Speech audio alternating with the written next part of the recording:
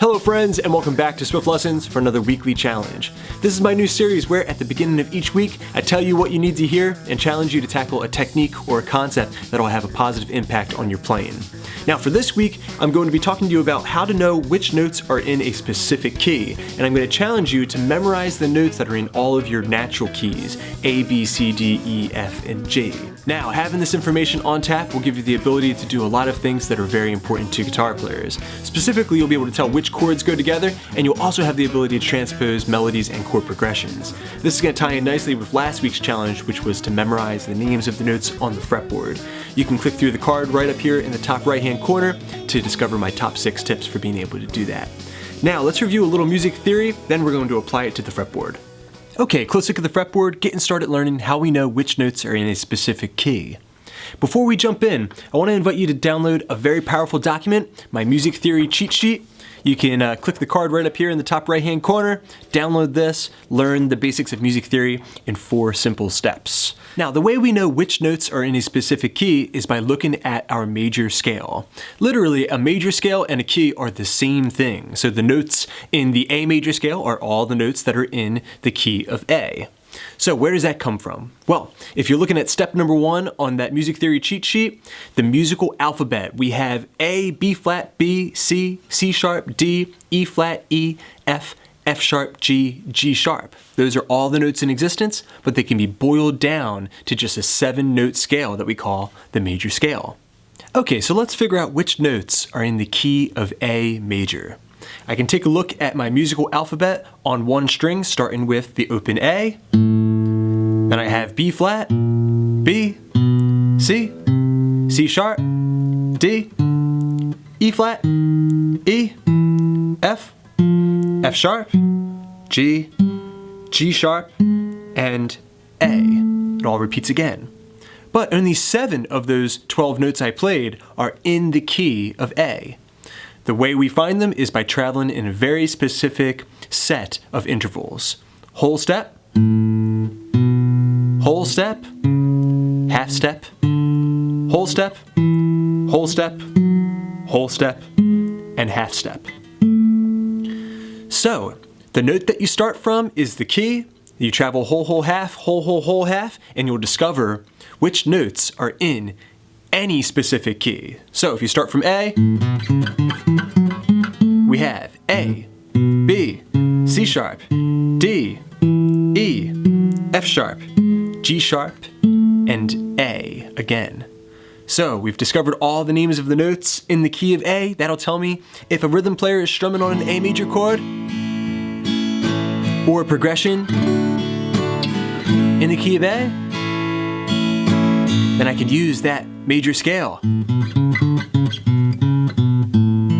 to create melodies. But it also tells me which chords are in the key of A. That A note can become an A major. That B note can become a B minor, as can the C sharp note. The D can become D major, the 4 chord. All right, 1, 2, 3, 4. The E can become an E major chord. The F sharp can become an F sharp minor chord. And here's one you might not know, that G sharp can become a G sharp diminished chord, the 7th chord in the key of A. The way we play that, it would sound like this. A chord dying to be resolved. I like to play it taking my A minor chord shape up a whole step in this key, taking my pinky, putting it on the 5th fret of the A string. All right, now I've got 5, 4, 4, 3. Then my thumb can wrap around and grab the root note on that 4th fret, G sharp. All right, and then we go back to the A chord. So, when you know the names of the notes in a key, it reveals all the chords that are also in that key. You just gotta remember which ones are major, minor, and diminished. Remember, the 1, 4, 5 is always major, and then the 7 is diminished, everything else is minor. Okay, great. Now we understand the theory behind finding which notes are in a specific key. Now, I would like to review with you the major scale in its common position playing on multiple strings. And your challenge is going to be playing it in all your natural keys, reciting the notes that you're playing to further drive home the names of the notes on the fretboard, last week's challenge. Okay, so your major scale in its common position, we're starting on the A note on the 5th fret of the low E string, and going a whole step up to B. Next, find C sharp on the 4th fret A string, a half step to D, and a whole step to E. Next, we'll find the F sharp on the D string 4th fret, and go a whole step up to G sharp, and then a half step to resolve back to the root note, A. So, A, B, C sharp, D, E, F sharp, G sharp, A. And if you know the names of the notes on the fretboard, then you'll be able to play it in another octave. I can go a whole step up to B, whole step to C sharp, half step to D, 7th fret, G string. The middle finger will find E on the 5th fret, whole step up to F sharp, a whole step to the 4th fret high E string, that's your G sharp, and a half step to A to complete this common position of the major scale.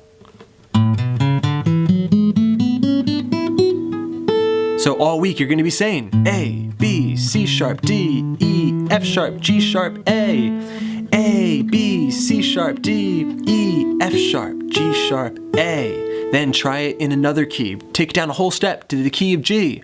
G, A, B, C, D, E, F sharp, and G. Then repeat G, A, B, C, D, E, F sharp, and G.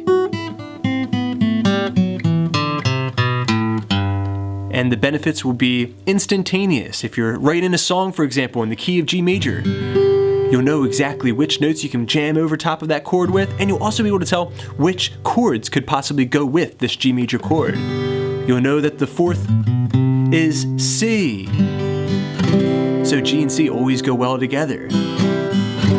You'll be able to find the D. You'll know that E minor is fair game, just like A minor. Alright? So, you can tell that this is something that is absolutely crucial for a songwriter to know. Okay, excellent work everybody. You're off and running now. Take that process and see if you can discover which notes are in your other natural keys. A, B, C, D, E, F, and G. Once you have that down, it's going to have a massive impact on your playing, all positive. Now, this all ties together with what we did last week, our previous challenge, which was to memorize the names of the notes on the fretboard. And I appreciate the comments that I got on social media from everybody. Some of you saying that you've been playing for many years, some 20, 30 years, and you've always put that off.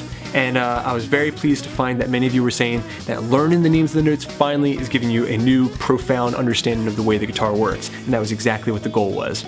So I want to thank my patrons for making these lessons possible. I hope you're enjoying the extra resources. I got many more videos coming up, so keep checking back. Please subscribe, please share. This is Rob at Swift Guitar Lessons in Philadelphia, saying happy picking.